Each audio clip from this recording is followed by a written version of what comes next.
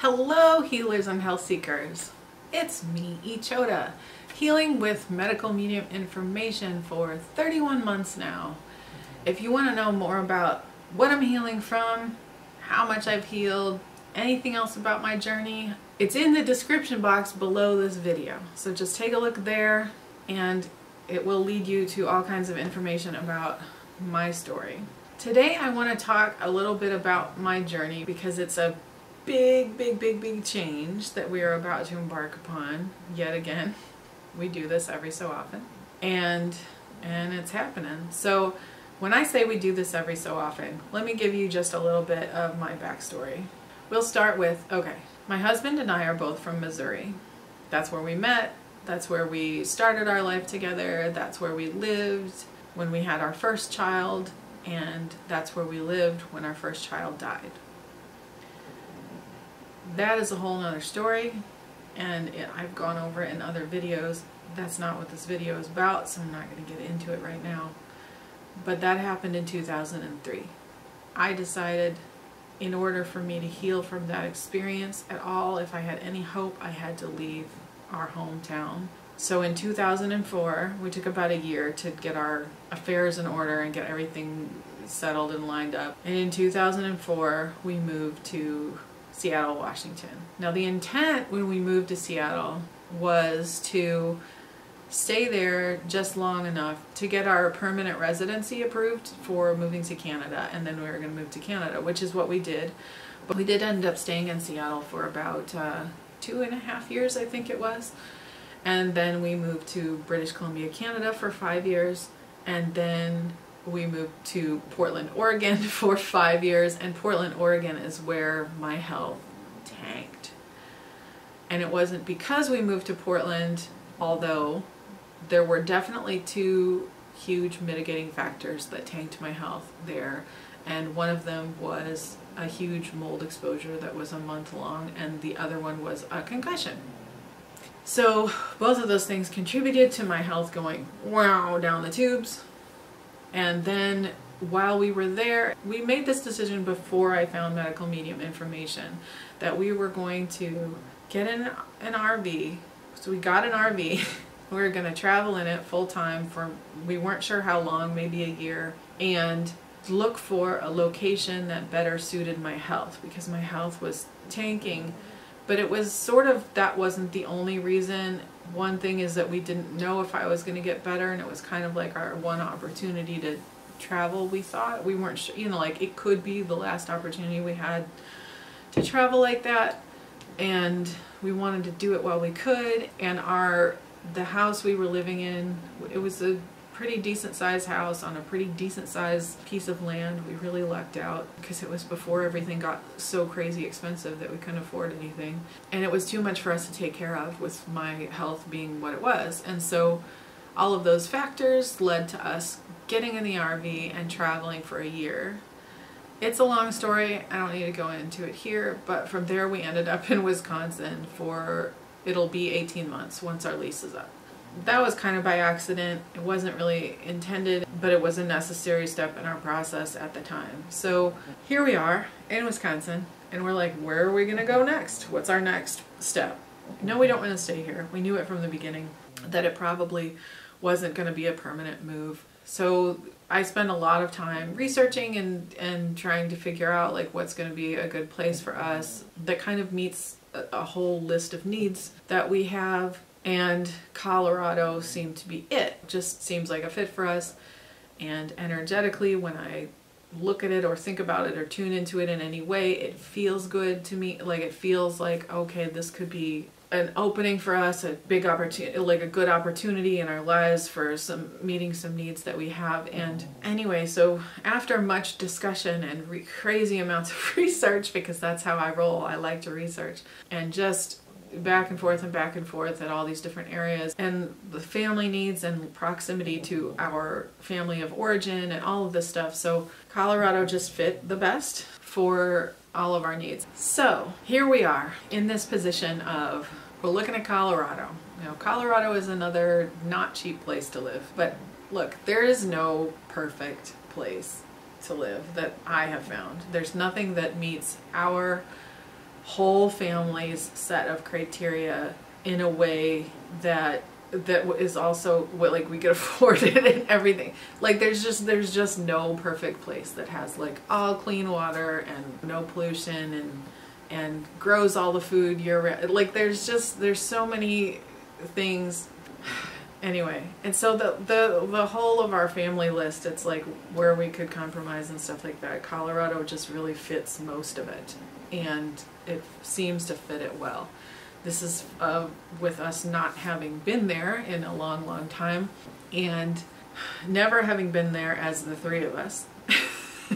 But on paper, and from what I'm hearing from other people, and from what I'm seeing, and what energetically I'm feeling, like honestly it comes to where's your gut, and my gut says Colorado, right? So, but what makes me nervous is my Virgo brain. I have this very analytical brain. It's analytical, it's a problem solver, it likes to research, it likes to know, it likes to be informed, it likes to have all of the information, and it likes to have control. So this Virgo brain, it has the logistics, but it has that control freak aspect to it. And it can be very beneficial, because to have a brain that thinks like that, I like to be prepared. I like to be I like to be organized to a degree. I'm not the greatest at organization, but I like to have things kind of my ducks in a row before I do something. I like to have the research down. I like to have the information before me and to figure out the logistics, and that's, that can be very beneficial. It can take us to great places, figuratively and literally. But there's also this huge piece of my life, which is my full-time job is healing me and taking care of the health of my family. And a very lot of times, if I'm trying to solve an unsolvable puzzle, because I'm trying to figure out how to know the unknown in a place we're going to go, like if we're going to Colorado, and just there's things you can't know about a place until you're there and in it and feeling it and living it, and there are things that no matter how much research you do, you're not going to know until you're there. That's just how life works. That's just how anything works. I can tell this to my brain all I want. Does it listen? No. And the thing about that is the worrying or the concern or the fixation on it is going to run my adrenaline. And my full-time job is to try to not run my adrenaline, because I'm healing. And adrenaline is the enemy of healing. It is. That's just a fact, man. If you've got your adrenaline running, your liver has to kick into total overdrive and sop up all that adrenaline. And when it's busy sopping up all that adrenaline, it interferes with its other jobs. The liver has over 2,000 chemical functions that I learned about in Liver Rescue. Not all 2,000 chemical functions, just the fact that it does have over 2,000 chemical functions. My liver is working really hard right now to protect me from the toxins that I'm just generally exposed to in a day. It doesn't need the extra added job of having to soak up extra adrenaline. The other thing about that is adrenaline is the favorite food of viruses and pathogens. So if my body's running extra adrenaline, the liver's trying to soak it up, is not necessarily able to soak it all up. Here comes more food for the pathogens that make me sick, and here comes a flare. So I obviously I don't want that to happen. Obviously I want to keep myself on a chill path and stay calm and relaxed and let things go. So my heart is for Colorado. Like, I know this is possible. You hear Muffin snoring. That's my pug, Muffins, snoring in the very close proximity to the camera. Sorry if it's loud. I hope it's not too distracting. So my heart wants to live in that possibility and live in the intention and live in, like, okay, look, the logistics that I have control over are worked out. We have the RV parks booked where we're going to stay. We have our trip laid out, our trip planned out. I've got all the grocery stores in the vicinity of anywhere we're going to be are put on that map. You know, I've done what I have control over. So you would think like I could relax now, right? Like I should be able to just relax and chill and whatever, but then I keep wanting to take in more. My brain, so my heart is like, hey, this is like, let's live in possibility. We've done impossible things before. I was talking to my husband about this last night, and he said, you know, when we moved here, they told us that I would make less money than I made in Portland because the cost of living here is supposedly lower. It's not. And which is crazy because it's Wisconsin. How is Wisconsin not cheaper than Portland? I don't know. Housing is only slightly cheaper. Now the cost of living is going up in Portland, but the cost of living that was our cost of living, what we were paying for, is not cheaper here because food is more expensive and our rent is not that far off from what our mortgage was. It's really, so we're not saving money here that really. But anyway, the thought around it is that the cost of living here is so much cheaper. You're not going to make that. Well, not only did he make that, but here's what happened. While he was in the process of applying for jobs, we did calculations on, you know, how much we would need to make for us to live here comfortably the way we did in Portland. And we landed on a number. And so when he was going through interview processes with different companies, and he was like, this is how much I need to make. And he wasn't trying to be cocky or whatever. It was just a fact, like, this is how much we need to survive here in the way that we survive, and this is what I need to make. And it was okay if they couldn't pay it. Like, he was like, I understand if this is too much, but he got it. He got that number, and that was what people would say, that's not possible, right? And we did it before, and when we moved to Canada, you want to talk about throwing your head over the fence. We were not citizens of that country, and here's something to know. When you move to another country, your credit doesn't come with you. It did not matter that we had excellent credit in the United States. We were not in the United States, we were in Canada. We had no credit in Canada, none. And we wanted to move into this co-housing community, and we had no credit. We had part of a down payment, but not enough of a down payment. Because like in Canada, I'm trying to remember this is fuzzy, this is a long time ago, but like if you have 20% down, they're a little bit more forgiving, I think it was. So we didn't, but it just so happened that the co-housing community had this co-housing investment equity fund, and they lent us a portion of the down payment, and then we had the rest of the down payment. And anyway, we came up with it, and for some, I don't know how this, I don't have any way to explain this, but they gave us a bank loan. Josh didn't have a job at the time. He wasn't working in Canada. We didn't have credit, and somehow they gave us a bank loan. Now in Canada, they don't do 30-year loans like they do in the US. It's like 5-year, and it's variable rate, and it's completely different than it is here. But there is no explanation for how we pulled that off. Like, it did not make any sense, but we were like, yes.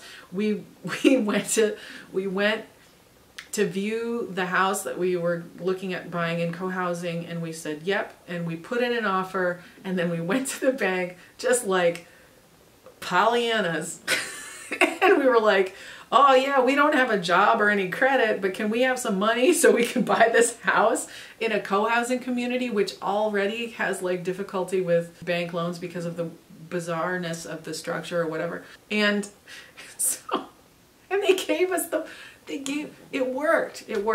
We just, and there's no way to explain it because it defies logical explanation. We did it. He got a job. You know, whenever we've moved, he gets a job.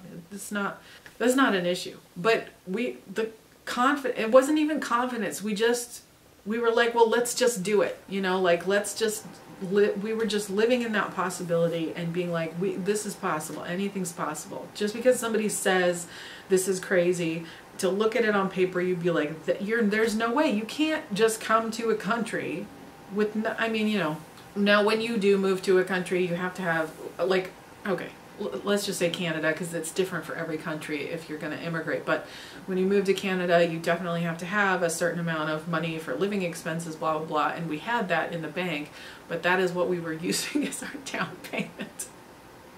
It was nuts. It was nuts on paper. Like, what we were doing was, if a financial advisor or anybody with any sense looked at it, would have been like, you should not do this. This is too risky. This is crazy. What if it doesn't work? Whatever. And we did it, and it worked, and it was fine. And just like when we went to Seattle, it's just like every place we've moved, it's like things fell into line the way we needed them to for it to work for us to be there. And it's always happened that way. So honestly, I don't have any reason to think that it won't, even though on paper it's scary, because it's more expensive. It can be very expensive to live there, and I don't know. I don't have guarantees, and it makes me nervous. The brain part, the Virgo part, the analytical part of me is nervous about that. Is nervous about, but what if this doesn't work? So I'm also telling you all these stories about all the times it worked, and reminding myself, like, look how many times we've thrown our hat over the fence, and for some insane reason it worked. Like, there's nothing to explain that. So that's amazing to me. But, and I don't expect things. That's the thing. I don't expect things to work like that. And that's probably why I'm nervous, because I don't expect that to happen again.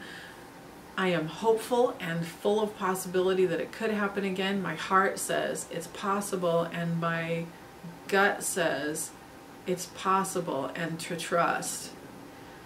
And there's a part of me that's very afraid and nervous to trust. And I know part of this is like, how is this about your healing journey? But it really, really is, because I am still healing, and this is part of my journey, because this is a big change, and it's running my adrenaline. And so I'm working through and trying to use tools that I have to relax and breathe into those areas where I'm nervous. Like Matt Kahn says, he even was talking about on his show this week, like really just witnessing and being with, like, what is the emotion that's coming up for you? Like, what's coming up? And for me, it's fear. And yeah, it's fear. I'm nervous and fearful about our future. And I could name a million reasons on paper, but none of those really matter. The emotion that I'm looking at is fear and nervousness. So what do I want to do? Is, he says, think of those emotions as like infants. Like, your emotions are your children. They're infants. And what do they want from you? Do they want to be handled and suppressed and pushed aside or whatever? No, they want your attention and your love, right? So giving my love and attention to that fear and sitting with it, and just saying, and he says that you just say, how may I serve you? I'm here for you. You have my attention. How may I serve you? So that's going to be my practice this week. That's going to be my practice, not just this week, but like ongoingly, is for me to sit with that fear. Because, well, of course I want to witness this for myself and hold space for myself. I want to be the healer for myself, and not to make the emotions go away, but to serve them and to give them what they need. Because if that fear is coming up, it's coming up because it needs to be healed, and it needs to be witnessed, and space needs to be held for it. And so I will do that, and I want to do it.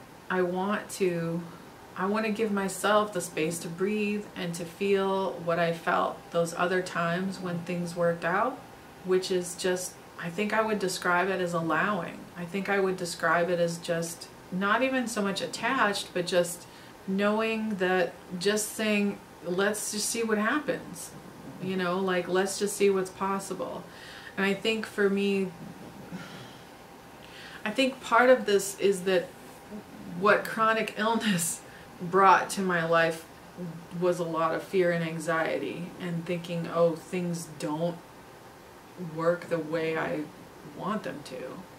And there's a lot of PTSD about that. There's a lot of fear. There's a lot of tension and worry and anxiousness and all of that comes. And so where we were able to do this before, I'm nervous about it this time in a way that I wasn't before. And part of that comes from our son is older now, and he has his own needs and wants and thoughts. And I have a lot of mom guilt about my chronic illness and him living with my chronic illness and what he has had to go through.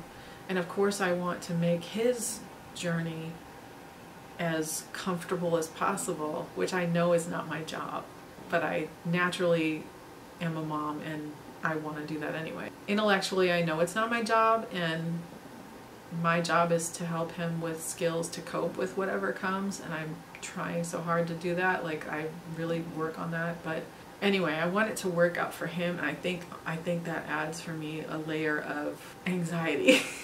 And so it runs my adrenaline. And I do have tools, right? I just told you about the one that Matt Kahn offers, and I don't do it justice. So, go listen to his work and hear him talk and hear him put you at ease and relax you. My husband calls him the guy with the voice that puts you to sleep or something like that. He's like, oh, are you listening to that guy that has that really soothing voice that puts you to sleep? I'm like, yeah, that's him. It also wakes you up. His voice awakens you in profound ways. So that is a tool that I have that I can use and continue to use to help soothe my soul and help process these emotions that want to be healed and witnessed and heard. And emotion code is another one that I really do feel, at least for me, resonates and falls in line with what Anthony William offers and also what Matt Kahn offers. To me, it all fits together, and it seems to be kind of pieces of the same puzzle to help us process our emotions. And I've been working with that this past week, and I mean more than that, but like a lot more this past week than I usually do. Like, I've been just really focusing on that for myself. Ever since I got my binder turned in, I'm like, oh, now I can just really do sessions for myself and my family, which I have been. And of course, there's the Sunset Trust meditation, which I feel is crucially important to this process and helping me trust, because trust is a big issue for me. Because I have that analytical brain that wants to control things in a certain way. And I know that it's not logical or rational. Like, you can't control anything. It's how things are gonna, you know what, you could put your plans into place, but then you have to be willing to just kind of go with the flow a little bit. And I'm such an interesting dichotomy in my own brain. I am, because I know there's this side of me, there's this head side that's, yeah, I want to control it. I want to shape it and mold it and make it go how I want it to go, and it's got to work out. It's got to work out. And then there's the heart side of me that's like, it's cool. Like, let's just be in possibility and trust, and the universe has our back. And that doesn't mean don't do anything to support yourself or in your favor. Obviously, you take the actions, but then kind of like breathe and let go and be like, okay, now whatever happens, happens. I'll just roll with it, Anyway, so that is just what I have on my mind lately, and I felt like I wanted to share it because it is a big part of my healing journey, and it is a big part of, like, mentally what I'm processing right now and what I've been in and inundated with. And I do feel like here's the thing is, like, Matt Kahn, this is one of the things that I love about his work and I love about his teachings, is that he always talks about letting things go, just slowing down.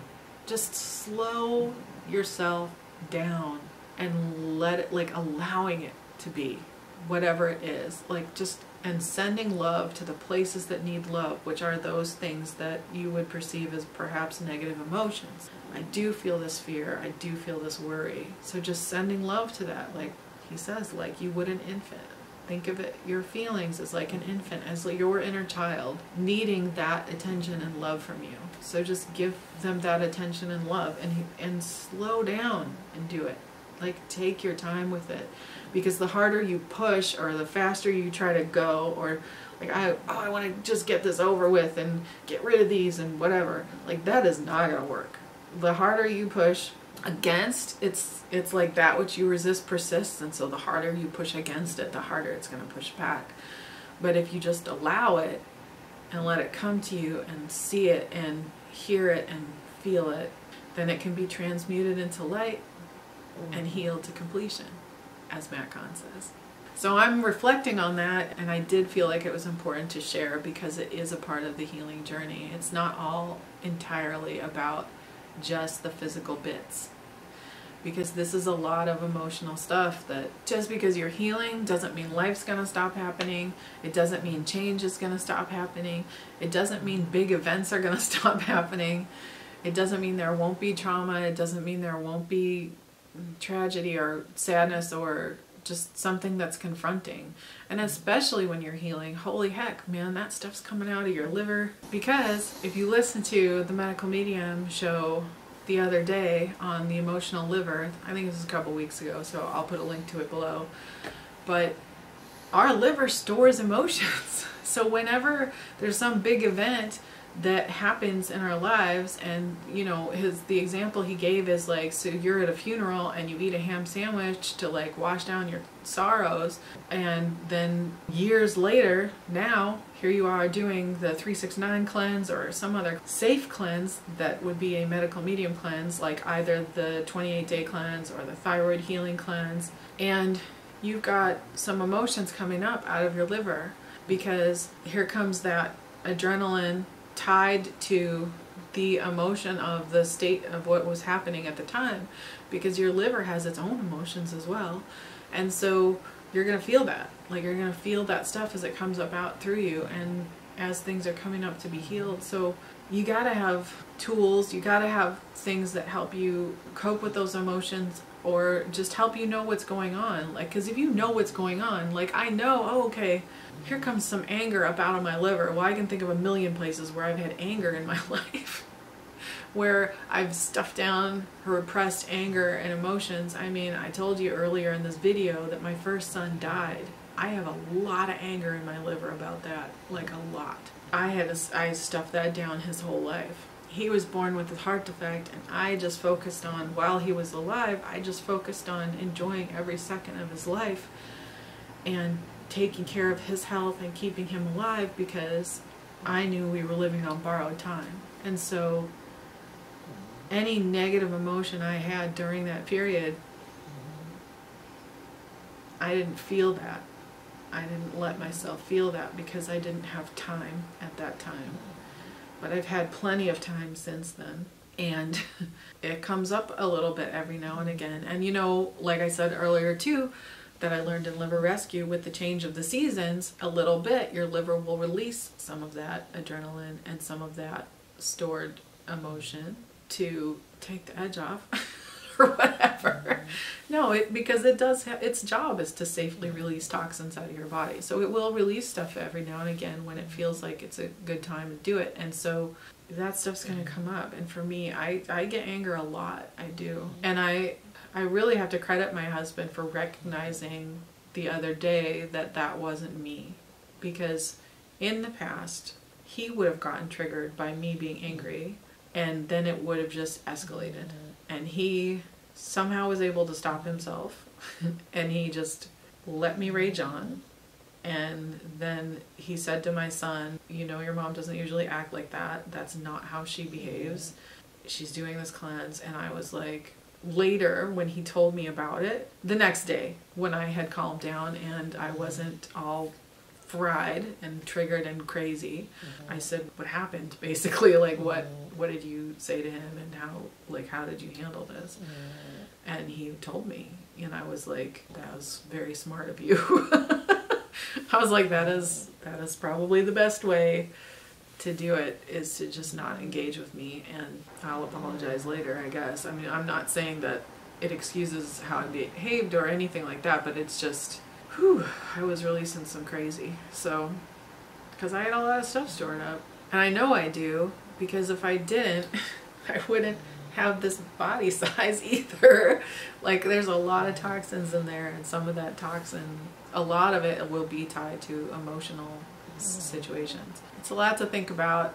It's a lot to process, but I do feel really blessed, and I do feel really grateful for the healing that I am doing, and for the way that I am capable of processing things now that I maybe wasn't before. I have had times in my life where I was super empowered, and I had done a bunch of personal growth work, and I had all these tools that I could use to process things and to go through life and situations. And I've had other times where that didn't work for me for whatever reason, or I forgot, or didn't even just remember how to use the stuff anymore, or whatever. And this is, I feel like I'm slowly rising to power again, to my own power, like coming into my own power and being empowered. And I don't feel like a victim to my emotions. I don't feel like a victim to my symptoms.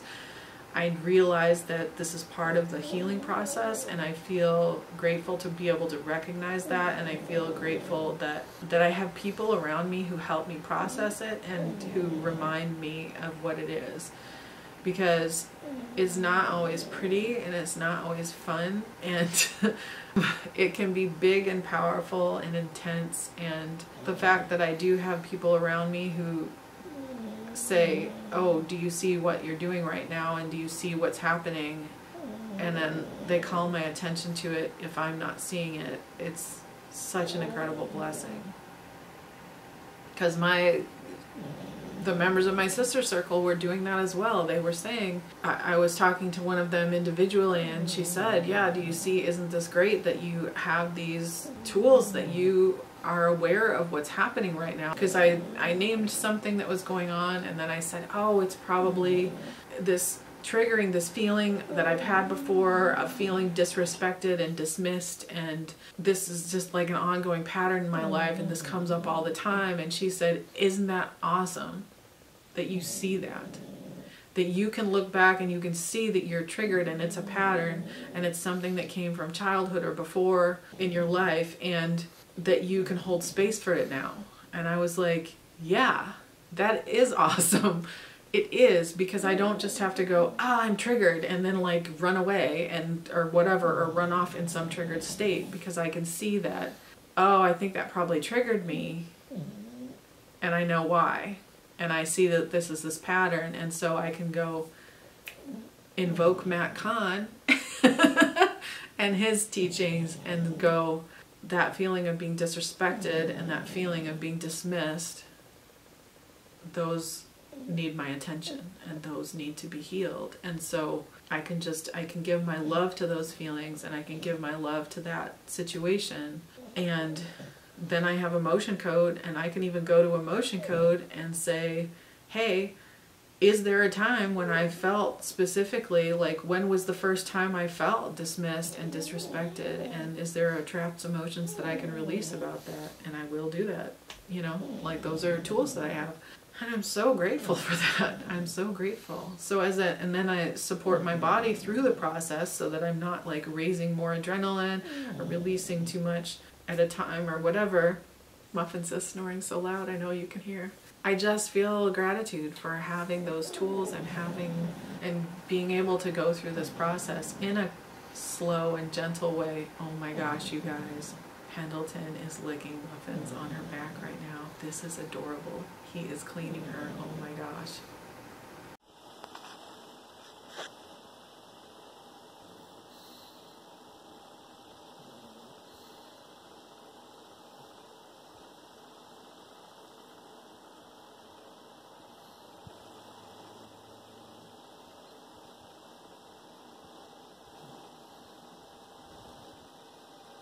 What is he doing?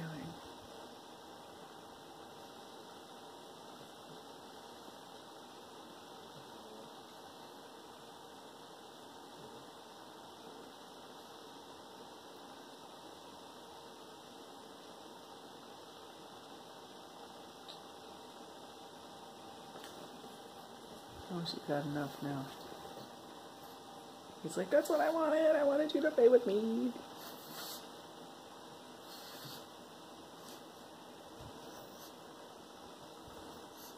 She's like, no, man, I'm napping. Leave me alone.